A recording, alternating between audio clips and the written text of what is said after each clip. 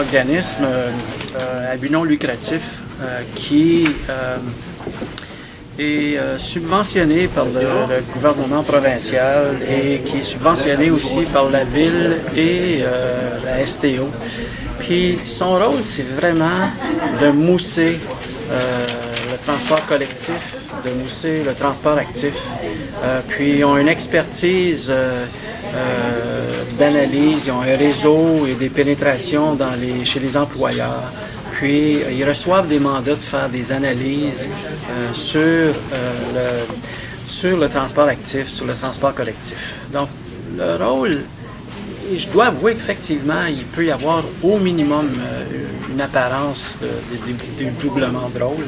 Mais moi, j'aime mieux penser que c'est complémentaire. Puis, il y a du travail à faire, par contre, entre la STO et Mobio dans les rôles, les responsabilités, la gouvernance, puis la reddition de comptes. Ça, c'est certain. Qu'est-ce qu'ils font, eux autres? Ils vous aident à déterminer des trajets? Ou... Bien, je vais vous donner un exemple. Disons que il y a une analyse à faire sur... Une nouvelle entreprise, peut-être. Oui, une nouvelle entreprise, effectivement. Une nouvelle entreprise qui s'installe sur le territoire. Puis là, nous, on n'est pas certain s'il y a un intérêt pour le transport en commun. On veut faire connaître nos lignes, on veut faire connaître le service de la STO. Et Mobio est un genre de trait d'union, un genre d'agent de liaison auprès des entreprises pour pousser non seulement le transport collectif, mais l'utilisation de la bicyclette, la marche. Donc, faire comprendre aux nouveaux employés de ces entreprises-là les outils de déplacement qui sont disponibles, incluant le transport en commun. Est-ce que c'est eux qui ont eu à faire le plan de déplacement qui est utilisé entre autres par la MTQ pour définir notamment, on t'a parlé du pont Roosevelt où vous avez vu qu'on avait un problème. C'est eux qui avaient eu à faire ce plan-là de déplacement? Je ne sais pas si c'est eux qui ont eu le mandat. Ils peuvent avoir été consultés, par exemple, mais je ne pense pas que c'est eux qui auraient eu un mandat de cette envergure-là. C'est des mandats de grande envergure pour Mobio. Peut-être des exemples que Mme Tifo peut donner de mandats qu'on a déjà donnés à Mobio. Oui, mais vous l'avez très bien dit, Mobio va entrer dans une entreprise qui va présenter un peu plus largement le transport. Ils vont faire des audits d'accessibilité en vélo, à pied. Donc, le type de recommandations qu'ils vont faire vise autant des fois la ville, parce que c'est de l'aménagement urbain, que d'autres moments, la STO, parce que c'est notre offre de service qui demande d'être rehaussée ou repensée pour amener, l'objectif étant d'amener plus de gens dans une entreprise à faire le choix d'autres choses que de l'auto solo. Donc, ils sont venus au monde avec l'existence aussi de programmes de subvention déjà qui s'adressaient aux entreprises. Et ces programmes-là n'existent plus. Donc, il y a certains leviers qui sont perdus. Ça rend les choses plus difficiles. Mais ils restent actifs, par exemple, mon école à pied, à vélo, machin truc, là. Ce programme-là est quand même complémentaire à la STO parce que quand les enfants deviennent autonomes dans leur mobilité et ne dépendent pas des parents qui prennent leur auto, bien déjà, ça permet aux parents de laisser l'auto à la maison pour penser de prendre le transport en commun depuis chez eux au lieu de se retrouver dans nos autobus. C'est des exemples de complémentarité. Je vais vous donner un autre exemple là, qui est très concret et sur lequel la STO travaille.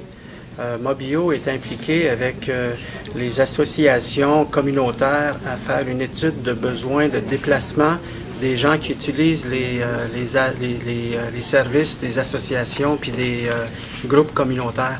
Nous, là, on n'avait pas les ressources pour aller faire ce genre d'analyse-là, sauf qu'on était interpellés par les associations communautaires de les aider à faire l'analyse de l'offre de service, puis comment on peut répondre à l'offre de service, le déplacement des usagers des associations communautaires qui voyagent, qui n'utilisent pas le transport en commun nécessairement.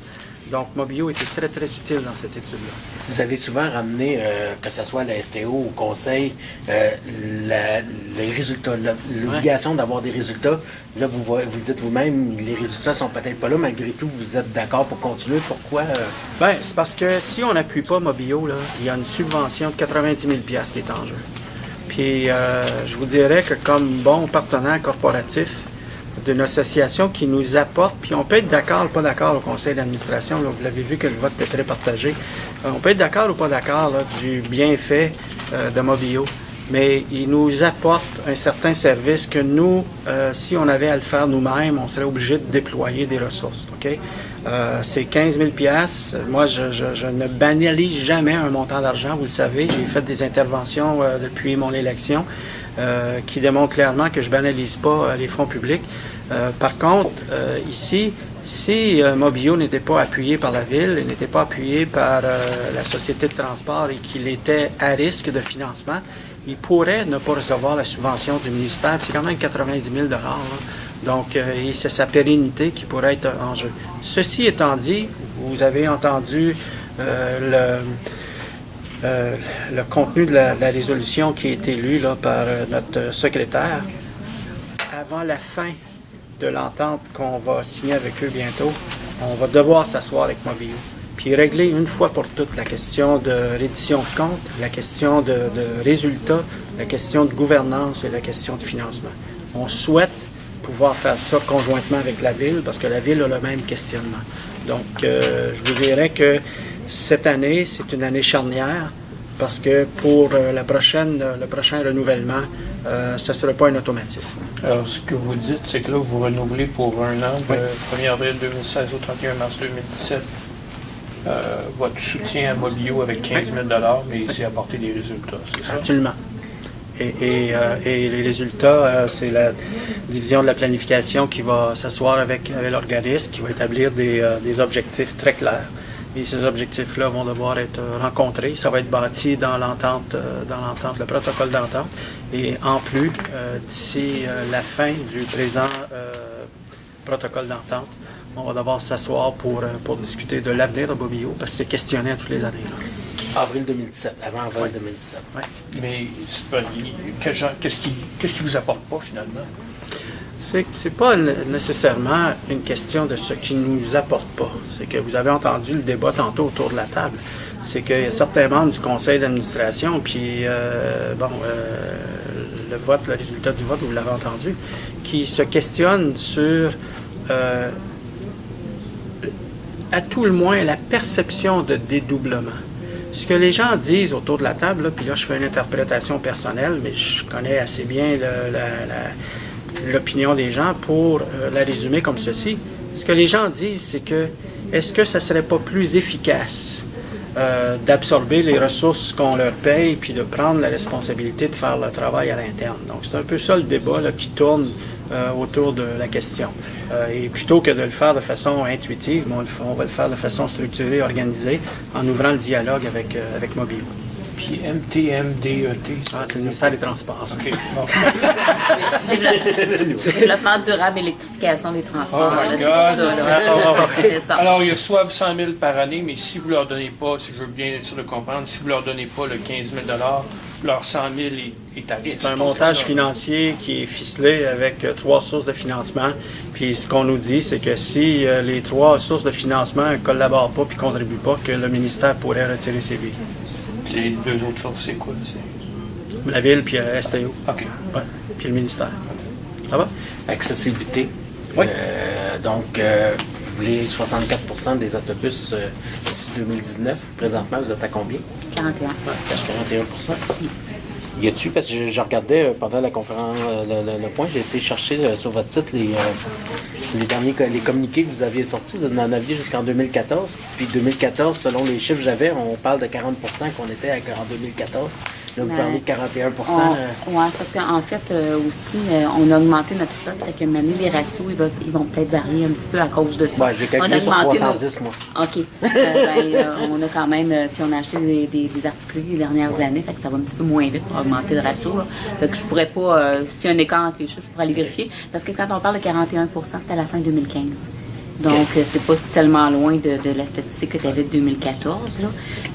Donc, on est à 41 puis on vise à 64 On a quand même, grosso modo, 8 lignes accessibles. Je pense à peu près 22 de nos services qui sont accessibles pour les personnes en fauteuil, par exemple, avec une rampe déployée, tout ça. Donc, évidemment, à mesure qu'on augmente notre flotte, ça nous permet d'intégrer des nouvelles lignes accessibles, à mesure qu'on a un bassin assez grand pour ajouter une nouvelle ligne. Et c'est ce qu'on va faire alors, au cours des prochaines années. Donc, il va y avoir des lignes qui vont s'ajouter. Exact, c'est ça. Les nouveaux autobus, vous annoncez est-ce que ça va être des autobus qui vont avoir une... Ce sont tous des autobus accessibles qu'on achète maintenant. Donc, depuis déjà le début des années 2000. Donc, mais les rampes, c'est autour de 2007-2008, je pense, les rampes qui sont utilisables là, par des personnes en fauteuil roulant. Donc, c'est toujours le même type de rampes et d'autobus accessibles qu'on achète depuis ce temps-là. Ça, ces nouveaux autobus-là, c'était déjà planifié, surtout devancé par l'achat. Ouais. C'était déjà inscrit à notre plan triennal d'immobilisation, sauf qu'on les devance. Mais je comprends pas, je voulais poser la question par rapport à l'inquiétude de ne pas avoir l'appel d'offres en 2019, je comprends. Le processus de faire un devis d'appel d'offres pour des nouveaux autobus pour l'ensemble des sociétés de transport au Québec est très long et il est conditionnel à une série d'approbations qui viennent du ministère des Transports. Okay. Donc, étant donné qu'on est en discussion avec le ministère sur certains éléments de cet appel d'offres-là, ça va faire en sorte que par le temps qu'on aura les soumissions, il y a une année là, qu'on risque d'avoir échappé pour nos acquisitions d'autobus qui vont arriver en retard l'année suivante si on attend cette acquisition, cet appel d'offres-là. Donc, comme l'appel d'offres passé, il y a encore des autobus qui n'ont pas été acquis dans le nombre d'autobus qui avaient été autorisés. Ça nous permet de devancer ces achats-là pour être sûr qu'on les a selon notre plan d'acquisition. Est-ce que ça a un impact au niveau de la répartition financière si vous devancez, est-ce que ça vous oblige à retarder d'autres projets? Est-ce que ça ou ça a des dépenses additionnelles? Non, c'est pas un gros délai, puis on devance nos règlements d'emprunt, et puis c'est quelque chose qui n'a pas un gros impact. Nous autres, il faut faire des emprunts de toute façon, puis les subventions suivent plus tard, là, donc c'est plus un exercice comptable. Julie, avec votre étude que vous faites cette année, vous avez dit une nouvelle section sur l'accessibilité, comment vous l'avez appelé tantôt, l'étude en novembre, là, vous dites qu'elle va avoir 2 sections, le service et... c'est pas l'étude, c'est le sondage annuel. Sondage, excusez. C'est le sondage annuel. Sondage annuel, une deuxième section sur l'accessibilité... c'est la satisfaction à la clientèle, puis l'acceptabilité. L'acceptabilité, c'est ça. Sociale. Ça, c'est nouveau, la partie de ça. C'est un volet qui existait déjà, ça. On l'a déjà fait, c'est qu'on ramène ça sur des intervalles plus longs. La satisfaction de la clientèle sur la base des critères de satisfaction, fiabilité. Ça, on est très, très religieux. Oui. C'est annuellement, même question qui est ramenée pour avoir une mesure en continu. Puis, on vous donne un buffer pour d'autres questions qu'on ramène à des intervalles plus espacés. Ça en fait partie. Puis, il y a la section qui touche, en fait, dans le cadre de l'étude de l'Ouest, le taux de participation a été très élevé à nos consultations, à l'enquête, à l'appel qu'on a fait consultation publique. Mais là, on a introduit quand même une couple de questions parce qu'on est dans une méthodologie qui est plus aléatoire, qui est plus vraie. Les gens viennent pas volontairement. On va les interpeller de façon aléatoire. Donc, on est plus respectueux des approches méthodologiques d'enquête. Fait qu'on va quand même aller poser exactement les mêmes énoncés de questions pour avoir un volet qui est aléatoire. Donc, on va juste plus loin dans notre démarche. Des approches testées là, de méthodologie scientifique. Là. Il y a toujours un bloc de questions qui se répète, puis c'est la majorité d'année en année pour pouvoir faire des mesures longitudinales. Et après ça, il y a toujours quelques questions qui s'ajoutent pour s'adapter aux besoins ponctuels de la société. Là. Puis,